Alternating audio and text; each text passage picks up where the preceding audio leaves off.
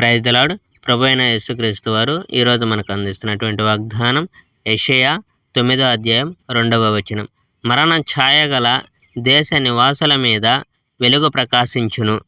కొత్త రోజు వస్తుంది. గతంలో జెబూలూను దేశం, నఫ్తాలి దేశం ముఖ్యం కాదు అనుకున్నారు. కానీ ఉత్తరార్ధంలో దేవుడు ఆ దేశాన్ని గొప్ప చేస్తాడు. సముద్రం దగ్గర దేశం, యోర్దాను నది అవతల దేశం, యూదులు కానివారు నివసించే గలీలియా. ఇప్పుడు ఆ ప్రజలు చీకట్లో జీవిస్తున్నారు, కానీ వారు గొప్ప వెలుగు చూస్తారు. మరణం లాంటి చీకటి చోట ఆ ప్రజలు జీవిస్తున్నారు, కానీ గొప్ప వెలుగు వారి మీద ప్రకాశిస్తుంది. దేవా, నీవే రాజ్యాన్ని పెద్ద చేస్తావు, ప్రజల్ని నీవు సంతోషపరుస్తావు. ఆ ప్రజలు వారి సంతోషాన్ని నీకు తెలియజేస్తారు. అది కోతకాలపు సంతోషంలా ఉంటుంది. ప్రజలు యుద్ధంలో గెలిచిన సామాగ్రిని పంచుకున్నప్పుడు కలిగిన సంతోషంలా ఉంటుంది. ఎందుకంటే భారాన్ని నీవు తొలగించి వేస్తావు కనుక. ప్రజల వీపుల మీద నుండి భారమైన కాడిని నీవు తొలగించి వేస్తావు కనుక.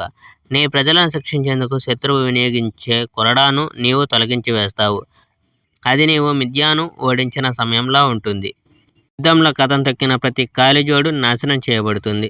రక్తపు మరకలైన యుద్ధ వస్త్రం ప్రతిదీ నాశనం చేయబడుతుంది. అవన్నీ అగ్నిలో పడద్రోయబడతాయి. మనకు ఒక బాలుడు పుట్టి ఉన్నాడు, మనకు ఒక కుమారుడు ఇవ్వబడి ఉన్నాడు.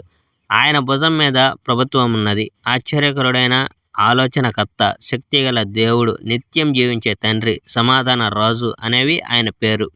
ఆయన రాజ్యంలో శాంతి ఉంటుంది. దావీదు వంశపు ఈ రాజుకు అది కొనసాగుతుంది. ఈ రాజు మంచితనం, న్యాయపు తీర్పు ప్రయోగించి రాజ్యాన్ని శాశ్వతంగా ఎప్పటికీ పాలిస్తాడు. సర్వశక్తిమంతుడైన యెహోవా తన ప్రజల మీద బలీయమైన ప్రేమ ఉంది. ఈ బలీయమైన ప్రేమ ఆయనను ఈ పనులు చేసేటట్టుగా చేస్తుంది. Praise the lord. May God bless our India.